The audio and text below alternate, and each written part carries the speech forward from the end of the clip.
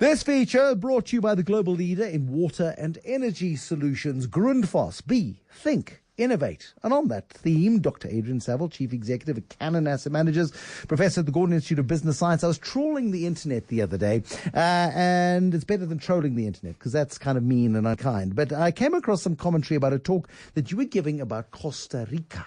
Where is Costa Rica?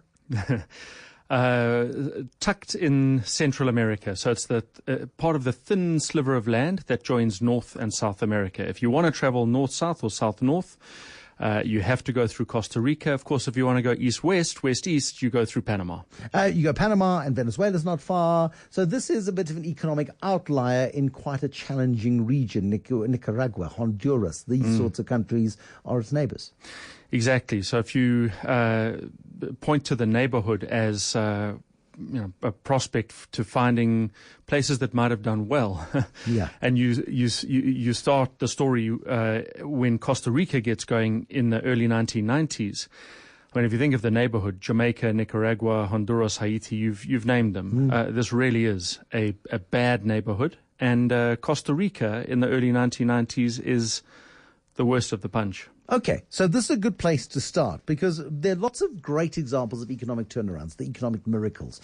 And whenever we talk about it, we get Singapore. Yeah, we must be more like Singapore. Oh, we must be South Korea. We'll start making motor cars and fridges and start turning around and creating great industrial businesses. Yeah, that'll be good because that'll create jobs. And none of it's particularly realistic for South Africa and South Africa's particular circumstances. We just don't have the industrial base. We don't have the innovation, that sort of industrial innovation that has boosted the likes of a South Korea.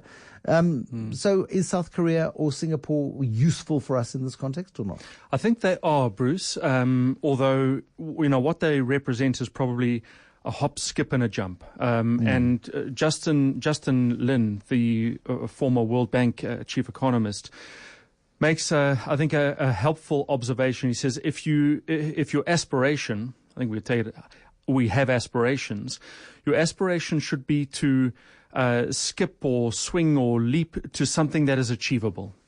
And pointing to Singapore or South Korea is admirable, but probably not achievable.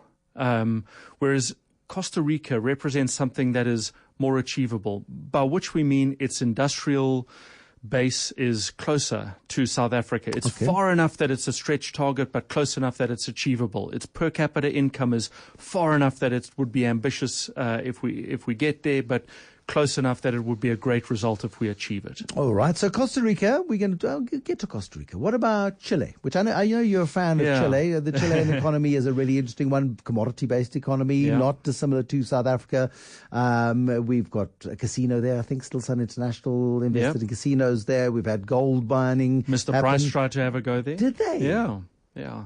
That's a long way to go. and maybe that was the problem. They came back. Yeah. So Chile is an example. Estonia, maybe? Probably a bigger push for South Africa, but not for all parts of South Africa. Stellenbosch could be Estonia. Explain? Because of the infotech base. Okay, all right. If you've got the ability to code and program, and you've got some really smart people in a cluster that supports it, you could be Estonian. Okay, so let's go back to early 1990s to Costa Rica. Yeah, Costa Rica is the worst of a bad bunch. Yep. It's in deep economic trouble. It's got high unemployment. It's got hyperinflation. It's a broken economy, much worse than we are today. Absolutely, worst of the bunch. Inflation is running at 100%. Unemployment sits at 25%. The economy is unequal, with economic exclusion being particularly pernicious to women. So there's women who are excluded from the workforce in particular. And it's not a throwaway. It literally is a banana republic. And the banana republic was a old sort of slur that was applied to economies that were based on bananas, and this was in the early 1990s Costa Rica's primary export. If you travel to the Caribbean and you look at those economies, I mean, you go to islands like St. Lucia and St. Vincent, St. Lucia and St. Vincent, and that part of the world, I was lucky enough to do more than a decade ago, and you go, okay, it's beautiful, but there's poverty everywhere. And it's not just, where are the postcards? I want the postcards. And it's not a picture postcard sort of place, precisely because of that, because bananas are the chief export. You have a lousy banana crop and your country really suffers. Yeah, you're a price taker. Your ability to compete in a product like bananas doesn't hinge on the banana's bendiness or yellowness. So it's very hard to sort of distinguish yourself, establish any competitive advantage. And you are prone to not just global forces, but domestic forces, crop disease, drought. And to come alongside their bananas is coffee. So this really is a commodity-based, poor, unequal, by just about every measure, broken economy. Right. So what is it about Costa Rica that gives us hope? In the early 1990s, a chap called Jose Figueres comes to power, and his election ticket is a grand promise, a bold proposal that he reckons Costa Rica has got the capacity to transform. And he points to the advantage that the region has, that the country has, in terms of the neighborhood. And if you look beyond the immediate neighborhood, the neighbors are North and South America, where early 1990s, North America is in the Goldilocks economy, not too cold, not too hot, just right. And Latin America, after the long, long slumber and lots of wobbling, is waking up. Brazil is about to become the B in BRICS. Yes. And he says, if you want to travel north to south, south to north, there's one place you have to come through, and that's us. So just as Panama figured out they had a competitive advantage by putting a channel through the middle, a canal through the middle, maybe we could put ourselves in a similar advantageous position by positioning ourselves as the supplier provider to the region, the broader region. In addition, we've got a time zone similarity, and there's close cultural distance to a large and growing part of the United States in particular, which of course is the Hispanic community. Costa Rica is Spanish through colonization historically. And that's a sort of sweeping proposal, but it needs to be operationalized. And to get from bananas to something else, he needs partners. And at that time, Andy Grove, the then chairman of Intel. He was the founder of Intel. He was the founder of Intel, and he was looking to establish Intel's first plant outside of the United States. He had been in discussions with Brazilians. If you've spent any time in Brazil, you know that this is a bureaucratic nightmare. And if you are trying to put together microprocessors in Brazil, it's going to be paper-based and and inefficient. So Figueres invites Andy Grove to come and have a look at Costa Rica, and Andy Grove goes. And after his visit, thanks Figueres for the time there, but says we're not coming because your electricity supply is unreliable. We need impeccable supply if we're going to produce microprocessors. It takes 2 weeks to clear customs. It's paper-based, inefficient customs that looks Brazilian. You have a single airline that flies in and flies out. That's Costa Rican Air, which gives me supply chain risk. And your university curriculum is 1970s. Sorry, I'm seeing a couple of parallels. Yes, you're drawing the parallels between what South Africa feels like to some. So I had to stop saying SAA and Yes, ESCOM you did. there. But you get, I think the examples travel quickly. And so he says, thanks, but I'm not coming. In the interest of our time together, let me caricature the story. And Figueres says to Andy Grove, look, if I can show you that I can fix these things, will you reconsider? And the way in which Figueres comes to potential solutions is he approaches the World Bank and he says, if you can help me refinance the electricity supply system, Andy Grove might come. So, what if we put in a conditional proposal? it transpires that the World Bank funds the electricity supply system, which they overhaul in 3 years. They open the skies to any licensed carrier, so anyone can fly in, fly out, any international carrier. And the customs converts to 24-hour electronic tagging, which means it's open 24 hours a day, and you clear customs with electronic tagging. And then with Intel moving into Costa Rica, the requirement on Intel is that you help us revise the university curriculum so that the graduates that come out of university are employable. In addition, Intel suggests that Costa Rica has a look at their school curriculum, and they make 2 languages compulsory from grade 1. And those 2 languages are English and computer literacy. Fast forward 15 years, and the Costa Rican economy has grown at 6% per year for 15 years. Inflation has fallen. So the Costa Rican economy is at least 150, 200% bigger today than it was 15 years ago. Yeah. Sure. Okay. Inflation has fallen from 100% to 5%. Unemployment has fallen from 25 to 5. Income inequality has not fixed itself, but it has improved. But that stuff doesn't, fixing income inequality is a big ask anywhere in the world. It really is. But if you can broaden the base of people who are employed and give people a sense of hope and optimism in their employment, that creates a far more stable society on its own. And you can then deal with the issues of inequality down the line, can you not? So if you played a penalty shootout in World Cup football of female participation in the labor force. I've got to give a football example. Sure. Of course you must. You got just this week. Yes. If we played a World Cup by knockout in female participation in the labor force, the penalty shootout in the final would be between Denmark and Costa Rica. Mm-hmm. So Costa Rica in these 15, 20 years has moved from one of the most exclusive economies when it comes to female participation to the most inclusive in 15 years. And the inclusion is not in agriculture. The inclusion is in microprocessing and digital equipment. It's the astonishing story this evening of how Costa Rica, once a basket case, a banana republic, literally, has taken itself from being a no-hope scenario through visionary leadership, through taking innovative steps, and by getting buy-in not only from the international community, but from Costa Ricans themselves, no doubt, as well. People bought into the hope. Now, let's do those parallels in South Africa and say, right, Cyril Ramaphosa, you're going into an election next year. How Costa Rican can you be?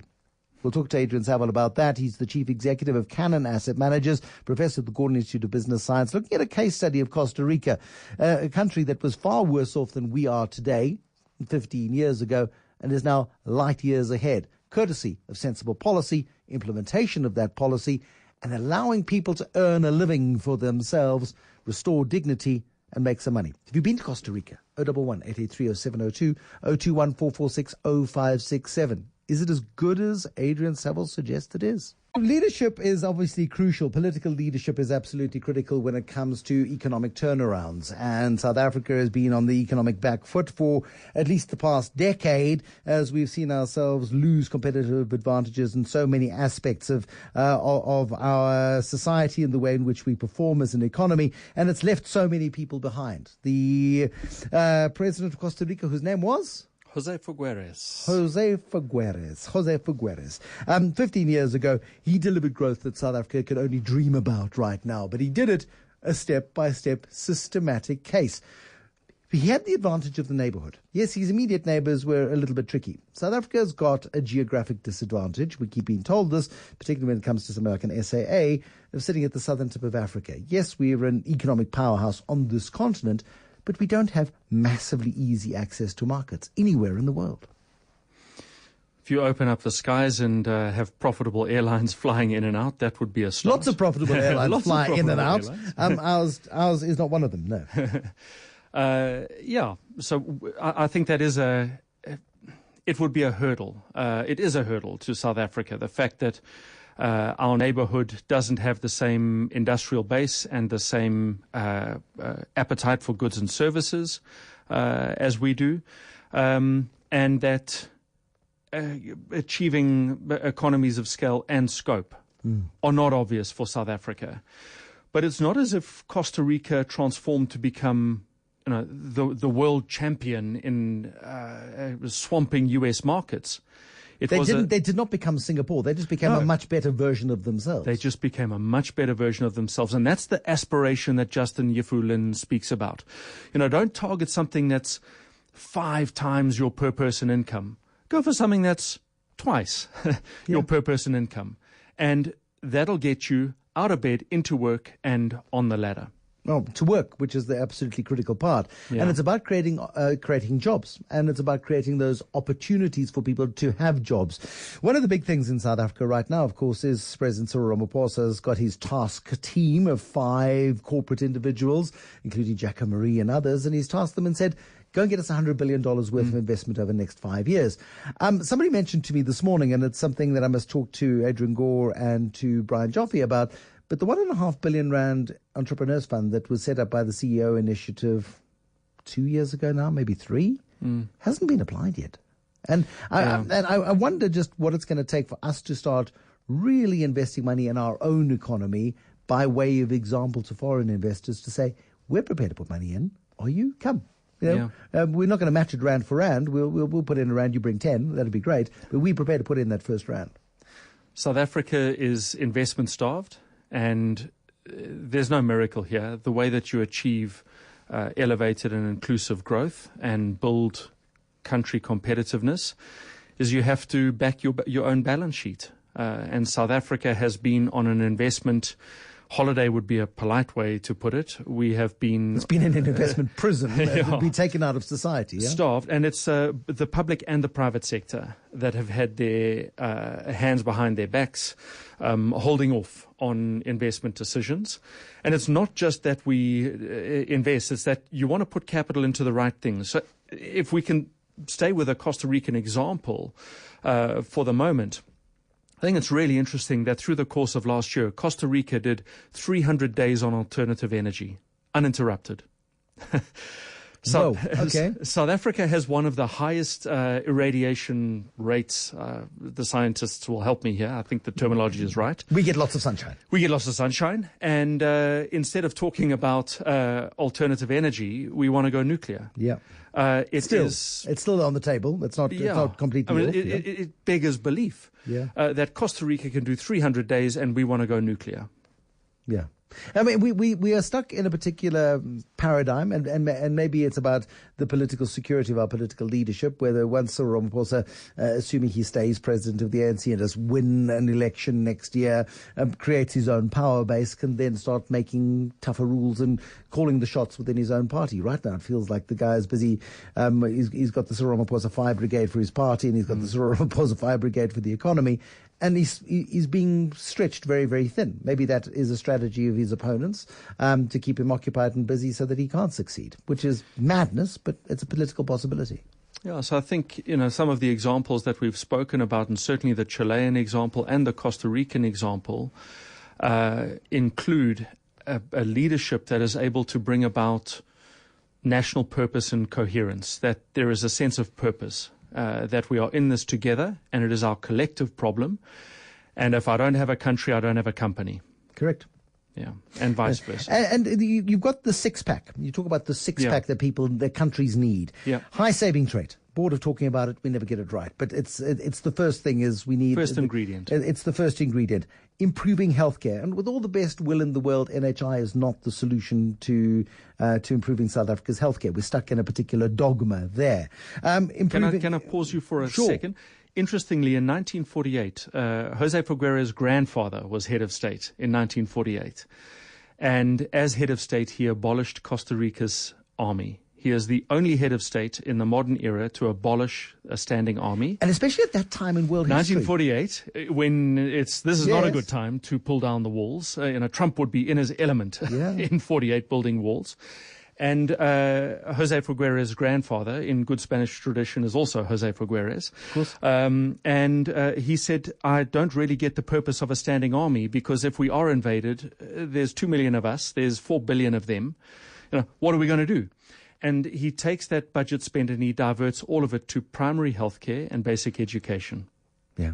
Because also improving education, so absolutely pivotal. And we again are focusing in the wrong parts of our education system. We're focusing on tertiary education because students are angrier than grade ones. Yeah. So early childhood development is the place you want to start. Pivotal. Demographic structure. I mean, and this is getting transformation of an economy, getting more people empowered to earn money. And so it's almost the opposite of the population doom scenario, and it says that very often these transformational economies have a characteristic of more people coming into the workforce than going into retirement. Japan has the opposite problem, more people going into retirement than coming into the workforce, which is where Japan is stuck, and robots will help. But Costa Rica has this demographic dividend. As we do. As we do. As we do, but it's not a demographic dividend unless you educate and train and empower people to do the jobs of the future. Yeah, it's if you don't have that going on, it's a demographic trap. It is. And then stable policy environment, we know how much of a problem that is here. And then economic openness, and can I add a seventh one, the 7-pack, and just implementation. I mean, we got the best plans in the world. We got plans that make Donald Trump blush. Our plans are so good, and we have so many. We have more plans than Donald Trump. But we don't do any implementation of anything that we set our minds to, unfortunately. Yeah, so my sixth point has a 6A and a 6B, which is your 7, and that is not only good policies, but policies backed by institutions that are effective and capable. But the point is, if there's one point to take away from this, is it's possible with courageous leadership and some broad thinking and taking a little bit of intelligent risk when it comes to growing an economy. It's possible, and it is also not miraculous. It is it's well within the realms of possibility, and what it really applies is just what it requires is application of common sense. Dr. Adrian Saville is the Chief Executive of Cannon Asset Managers and also teaches at the Gordon Institute of Business Science.